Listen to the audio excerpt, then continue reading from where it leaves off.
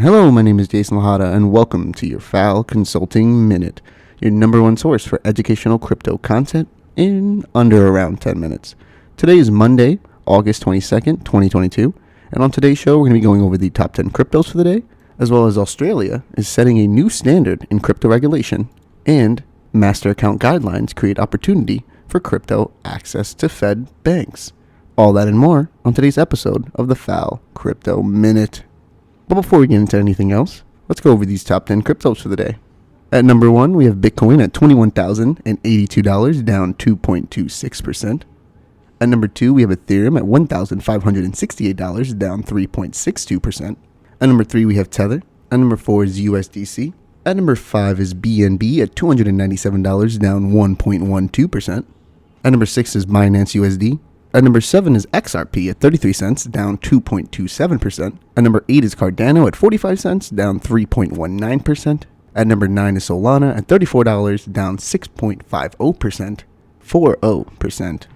And that was your top 10 cryptos for the day. Moving into our first story, Australia is setting a new standard in crypto regulation.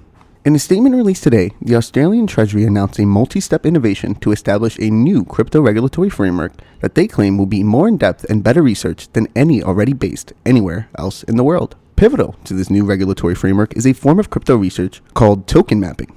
Token mapping will enable officials to evaluate trends in the Australian crypto markets to identify how crypto assets and related services should be regulated. A statement from Jim Chalmers, Australian Treasurer under Prime Minister Anthony Albanese, stressed the importance of intuitively understanding cryptocurrency before establishing regulations. The previous government dabbled in crypto asset regulation, but prematurely jumped straight to options without first understanding what was being regulated, said Chalmers. The Albanese government is taking more of a serious approach to work out what is the ecosystem and what risks need to be looked at first. Chalmers' predecessor, Treasurer Josh Frydenberg, stated in December 2021 that he had plans to take crypto out of the shadows by making an extensive crypto regulatory framework. Though in May, Frydenberg and the rest of Prime Minister Scott Morrison's government were voted out during the federal election. The Albanese government now states that its new approach to crypto will be more cautious, nuanced, and research-heavy than the previous administration. But this approach may be less groundbreaking than it's letting on. Last December, Frydenberg's Treasury Ministry released a Transforming Australian Payments System report that committed to a similar token mapping program by the end of 2022.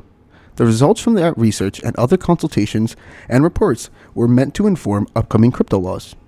According to today's statement, the Albanese government's token mapping project will identify notable gaps in the regulatory framework, progress work on a licensing framework, review innovative organizational structures, look at custody obligations for third-party custodians of crypto assets, and provide additional consumer safeguards. The Albanese government did not release the date when they believe the new legislation would be enacted. As more governments accept crypto as an established technology, laws and regulations will become pivotal in its potential growth, especially in its worldwide continuity. Moving into our next story, master account guidelines create opportunity for crypto access to Fed banks.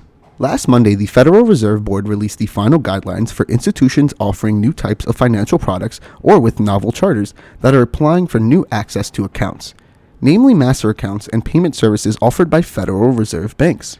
According to the memo, the board is providing the guidelines to ensure that the reserve banks apply a transparent and consistent set of factors when reviewing access requests, and to assure that no chapter would be considered more or less likely to approve requests and deviate from Federal Reserve standards. The increase in novel charters or new financial product offerings by institutions has caused the board to adjust to the changes occurring in modern finance. As cryptocurrency, digital assets, and other fintech companies have seen an increased demand for financial services, the Fed has recognized the need to create opportunities for inclusion. In the past, only regulated and supervised banking institutions were allowed to access the Federal Reserve Bank services. By opening up the process to non-insured institutions, a concern has been raised over the exposure of traditional finance to the riskier fintech and crypto companies likely to apply. In an effort to assuage any preoccupations, the process of approval for non-insured institutions would require additional screening with stringent risk assessments. The final guidelines offer a tier ranking system for the level of scrutiny new institutions will encounter.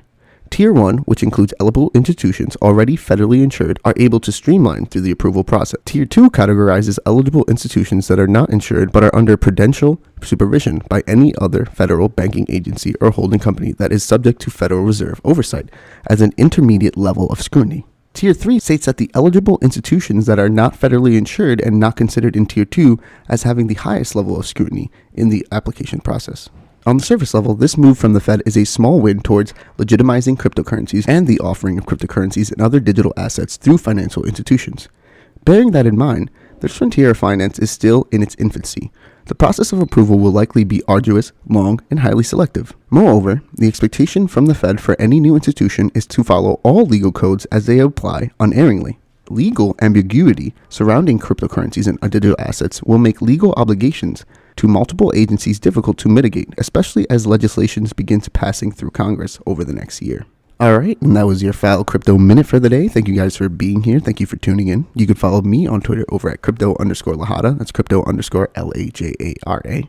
You can follow the official FAL Crypto Consultants Twitter over at CryptoFAL. FAL is a one-stop shop for your cryptocurrency needs, from answering questions for new people to bigger institutional clients. We're there for you. Regardless if you're a small business or a bank, we'll make sure to take a tailored approach to all your needs. Our team houses specialists in all areas of cryptocurrency, from mining, trading, creating NFTs, DAOs, staking, and lending questions to general market research. Go to cryptofal.com to learn more. Once again, thank you for being here, and I'll talk to you guys tomorrow.